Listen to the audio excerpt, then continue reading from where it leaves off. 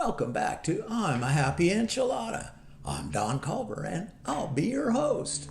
And today our topic is titled Self-Sabotage. Ooh, this is going to make somebody mighty uncomfortable, but it's also going to set somebody free. Yeah. Let's start with a simple question.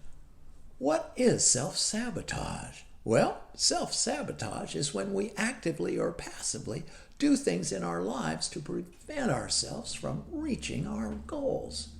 We might do this in our relationships, careers, or even in personal goals. Now, a major reason for a person choosing self-sabotage is simply a lack of belief in themselves and believing they are somehow unworthy of success and happiness, and acting out from within to be sure they get what they think they deserve. Oh, that sounds crazy, right? Well, it happens more often than one would imagine, for sure. Now, I can't begin to tell you all the thoughts and the feelings I had from the past that I just entertained throughout putting this episode together. Although I've made great strides in not doing self-sabotage in my life anymore, I must admit to having done it for a good portion of my life, and only was able to get a handle on it after a therapist pointed it out to me, what I was doing to myself. Once again, proving the point that knowledge is indeed power. For the life of me, I can't understand why I couldn't have figured that out on my own. You know what I'm saying? I've been a slow learner. So now, let's take a look at our topic. So let's take a look at some of the ways we self-sabotage in our relationships. 1, fear of intimacy or vulnerability. This can come from parental relationships and childhood trauma. Now, as children, we were unable to leave or get away from these relationships. But as adults, we have the power to end it and leave. I relate. 2, fear of abandonment. Being fearful that the one we love will leave us when we are most vulnerable or the going gets tough. 3, fear of engulfment. Being fearful of anything that leads to a bigger commitment, like meeting family or living together, or being fearful we will lose our ability to make our own decisions and possibly lose who we are in the relationship. 4, looking for an exit, pulling back in the relationship or becoming distant. Fear of our partner leaving us keeps us from giving 100% of ourselves in the relationship, always keeping a part of who we are to ourselves, just in case things go bad down the road, so we have at least that small part of ourselves left to rebuild on, if they do. 5, pushing your partner away, through jealousy, being critical. Avoid talking about issues that matter. Oh yeah, that's safe, right? Anger, stonewalling, throwing up a wall, just refusing to communicate. You're there physically, but you're gone emotionally and into protection mode. Now, there are many other ways in which we can practice this self-sabotage in our relationships. If you saw yourself in any of these examples, you are at the beginning of your own awareness, and awareness can lead to changed behavior and more peace, joy, and love in your relationships. I strongly encourage you take a deep dive into your past. Look around. It could set you free from self-destructive behaviors and offer you a happier life. Now, here are some things you can do to begin bringing an end to self-sabotage in your relationships. 1, first become aware of your behavior in your relationship.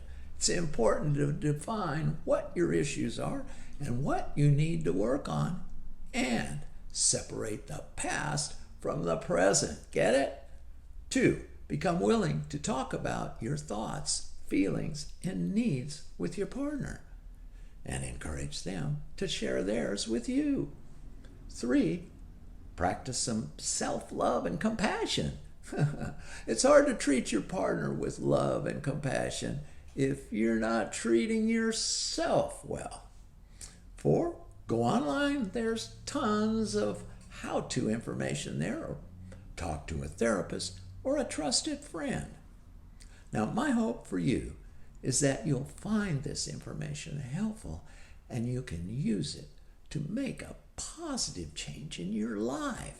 Now, let's move on and have a look at self-sabotage in our careers. That should be pretty interesting, right? All right, let's do it. Oh my gosh.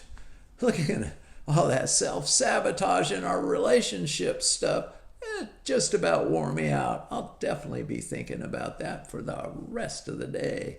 Now, let's take a look at how self-sabotage works in our career life. Here's some ways we can self-sabotage our lives. 1, focusing on the negative. Yeah, in conversations with coworkers about your job and about the company and maybe even yourself. Oh, it's a real turnoff for other employees and management too, to hear all that constantly. 2, bad work habits, showing up late, procrastination, sloppy or unfinished work, constantly complaining, poor hygiene. And 3, not taking responsibility and blaming others when things go wrong. 4, choosing to quit a job when things aren't going smoothly or your way, instead of just pushing through a rough patch. Jeez. So now, what causes this kind of behavior? 1, life patterns and belief systems learned in childhood. Oh my God. 2, low self-esteem. 3, once again, listening to that voice in your head that's always telling you, you're not good enough. Why try when you know you'll fail and you're such a loser? Okay, now, how do you stop sabotaging yourself? 1, become aware. Awareness begins your journey and your healing. 2, start paying attention to your actions and discover what self-defeating behaviors you are doing. 3, stop listening to that voice in your head. That person is a liar. 4, talk about it. Talk it out with a trusted friend or a therapist. Some of your self-sabotaging behavior might be deeply rooted now after several years of doing it over and over and over again. And it may take some time to get rid of, so be patient. And 5, start being kind and patient with yourself. So that's enough information on self-sabotage to get the biggest couch potato living in total denial off their butts and working towards a better tomorrow and maybe a new couch. Now lastly, we're going to take a quick look at personal self-sabotage and finish off this episode. So come on, let's go. And lastly, let's look at ways we perform personal self-sabotage on ourselves. 1, issues with alcoholism or drug addiction of any kind. 2, once again, practicing patterns of behavior formed in childhood. 3, dating people that aren't right for you. 4, trouble speaking up for yourself and getting your needs met. 5, putting yourself down with negative self-talk or openly criticizing yourself in front of others. Also, for personal deficiencies that invite personal self-sabotage, procrastination, lack of patience, lack of empathy, and lack of understanding. And here's some suggestions for ways to change that behavior. 1, understand the need your self-sabotage fills.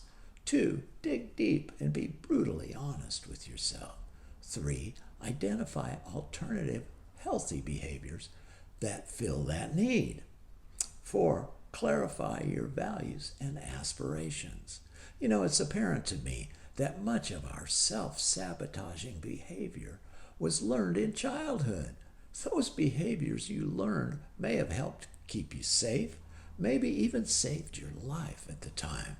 but you're an adult now, and they no longer work. Matter of fact, they're holding you back. You need to leave them behind and replace them with healthy adult behaviors. This is heavy stuff. You can go online to give it a go or talk to a therapist about it and get some good tools to use. It's not an easy task, but I know you can do it. So be gentle and loving with yourself. Well, that's all I've got. Until next time, be a happy enchilada. Bye.